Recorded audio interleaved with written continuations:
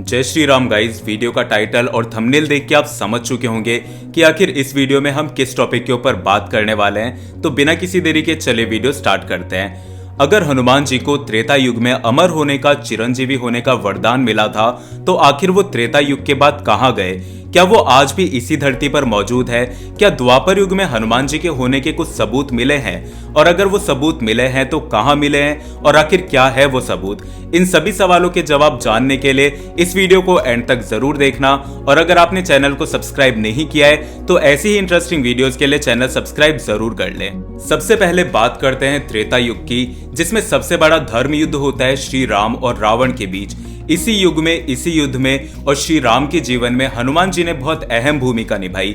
उन्हें आज भी उनकी स्वामी भक्ति और श्री राम के प्रति उनके निस्वार्थ प्रेम और उनके पराक्रम के लिए जाना जाता है।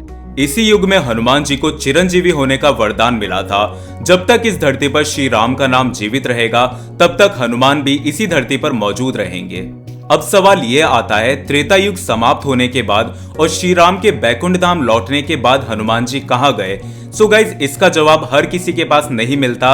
ये थोड़ा सा कॉम्प्लिकेटेड है, लेकिन ज्यादातर विद्वानों का मानना है कि श्री राम के बैकुंठ धाम लौटने के बाद हनुमान जी हिमालय चले गए, अपनी बाकी की जिंदगी श्री राम का नाम जपते हुए बिताने के लिए।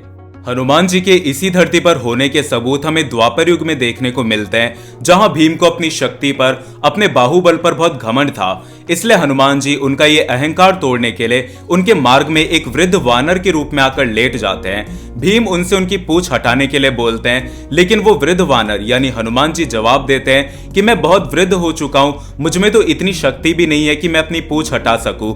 अगर आप हटा सकते हैं तो मेरी पूंछ अपने मार्ग से आप ही हटा दीजिए।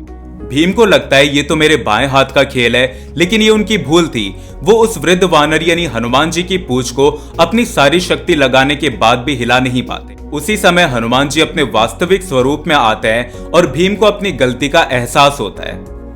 द्वापर युग में हनुमान जी के इसी धरती पर होने का दूसरा हमें उदाहरण मिलता है, जब अर्जुन को अपनी धनुर्विद्या पर बहुत घमंड होता है। एक दिन वो रामेश्वरम में राम सेतु को देखकर कहते हैं, श्री राम इतने बड़े धनुर्धारी थे, इतने बड़े योद्धा थे, उन्हें एक छोटा सा राम सेतु बनाने के लिए, एक सेतु लंका तक बनाने के लिए वानरों की सहायता लेने की क्या जरूरत थी? वो अपने बाणों से भी तो एक पुल बना सकते थे लंका तक।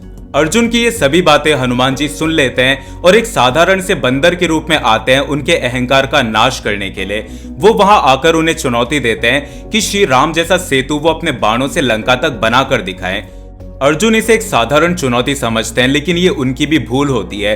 वो जितनी बार भी अपने बाणों से लंका तक एक सेतु बनाते हैं, हनुमान जी जो उस समय बंदर के रूप में होते हैं, वो उसे सिर्फ छूकर तोड़ देते हैं और अंत में अर्जुन भी हार मान लेते हैं। हनुमान जी उनके सामने अपने वास्तविक स्वरूप में आते हैं और उन्हें भी उनकी गलती का, उनके अहंकार का एहसास दिलाते हैं, जिसके बाद अर्जुन को अपनी भूल समझ आती है।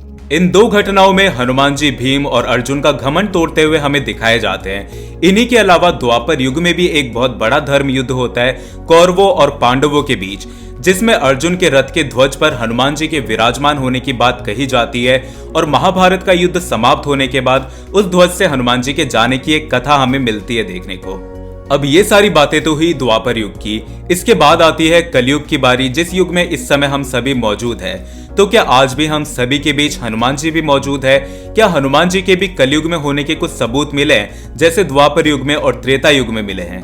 इन सभी सवालों का जवाब आपको मेरी नेक्स्ट वीडियो में देखने को मिलेगा, जहां हनुमान जी के कलयुग में मौजूद होने के सबूतों और इन सभी चीजों के ऊपर हम डिस्कस करेंगे। अगर आप मुझे कुछ सजेस्ट करना चाहते हैं, कोई न्यू टॉपिक सजेस्ट करना चाहते हैं, तो आप मुझे इंस्टाग्राम पे फॉलो और डीएम कर सकते हैं। आप कमेंट भी कर सकते हैं। मिलते हैं मेरी नेक्स्ट वीडियो में, तब तक के लिए जय श्री राम।